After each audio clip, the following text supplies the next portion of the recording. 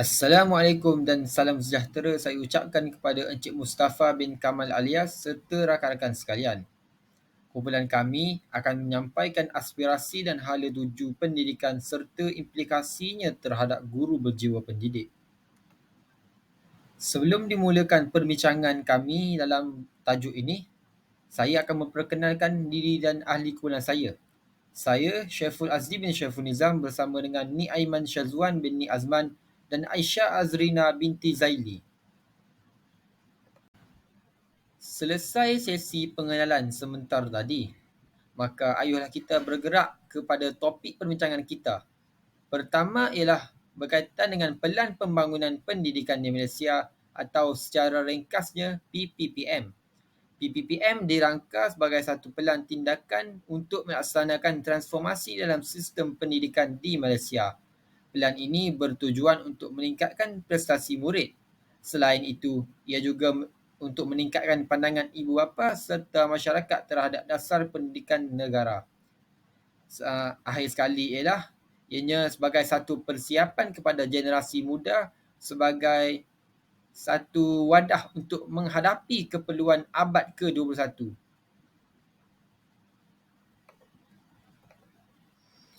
Seterusnya ialah berkaitan dengan aspirasi sistem pendidikan negara.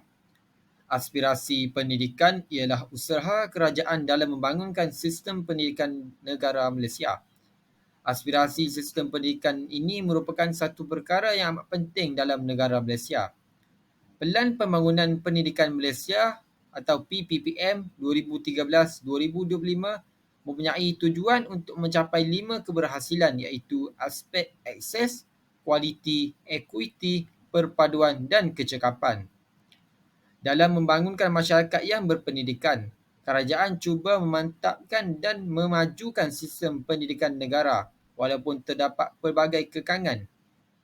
Dalam memajukan sistem pendidikan di negara kita, pihak kerajaan telah pun menjalankan PPPM pada 2013-2025.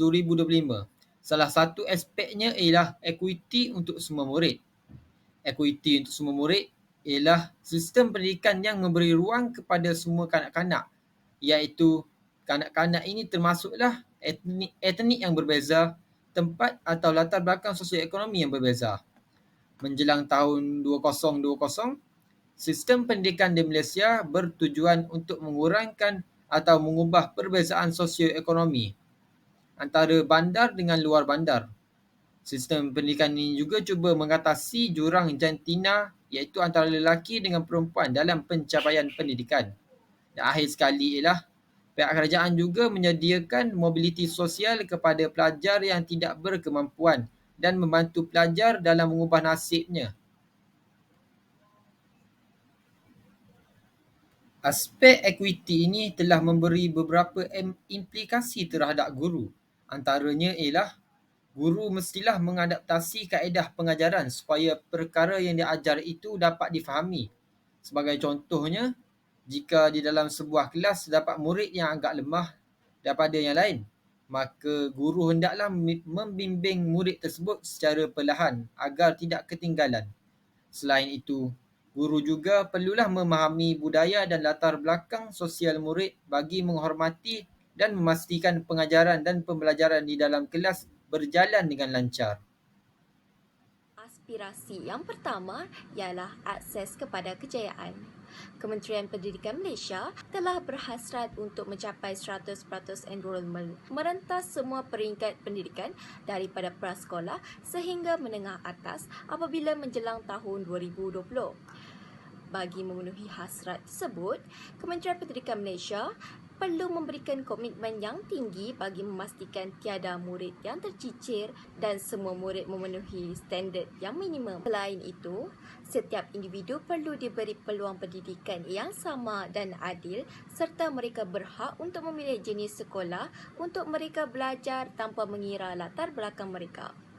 Implikasi terhadap guru ialah melahirkan guru yang amanah dalam menjalankan tugas dengan baik, Seterusnya, guru perlu mementingkan sikap tanggungjawab dalam diri untuk memastikan murid-murid dapat mengakses sepenuhnya dalam pendidikan serta mendapat hak yang sepatutnya. Aspirasi yang seterusnya adalah kualiti standard antarabangsa. Pencapaian pendidikan di Malaysia telah menghadapi risiko kerana sistem pendidikan negara lain dapat meningkatkan sistem prestasi murid dengan pantas. Seterusnya, berdasarkan pentaksiran antarabangsa iaitu TIMSS dan PISA telah menunjukkan prestasi murid di Malaysia yang merosot dan menyebabkan jurang pencapaian semakin melebar. Implikasi terhadap guru ialah guru perlu mempunyai pengetahuan yang luas dalam pelbagai aspek dan kemahiran. Seterusnya, guru perlu menjalankan sesi PDP iaitu pengajaran dan pembelajaran yang setanding dengan negara maju yang lain. Aspirasi yang seterusnya ialah memupuk perpaduan dalam kalangan murid. Aspirasi ini merupakan aspirasi utama Malaysia dalam merealisasikan masyarakat yang seimbang dan harmoni sejak merdeka lagi. Sekolah adalah tempat yang sesuai dan paling terbaik untuk memupuk perpaduan dalam kalangan masyarakat. Seperti yang kita ketahui, murid-murid banyak menghabiskan masa mereka di sekolah.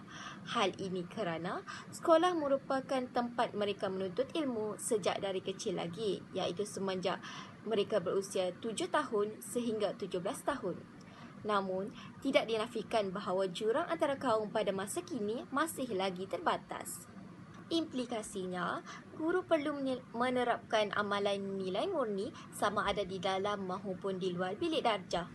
Hal ini dilakukan untuk memastikan murid-murid ini diberi didikan yang baik dan bersikap saling bertolak ansur serta bertoleransi antara satu sama lain tanpa mengira latar belakang, kaum dan bangsa.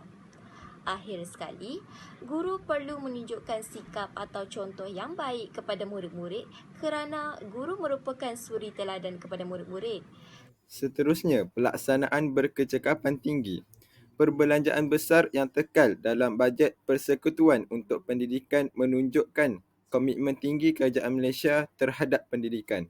Walaupun tahap perbelanjaan yang tinggi hampir mencapai akses sejagat kepada pendidikan rendah dan menengah rendah serta pendidikan menengah atas yang agak tinggi, namun masih ada ruang untuk penambahbaikan dalam dimensi lain seperti kualiti, ekuiti dan perpaduan.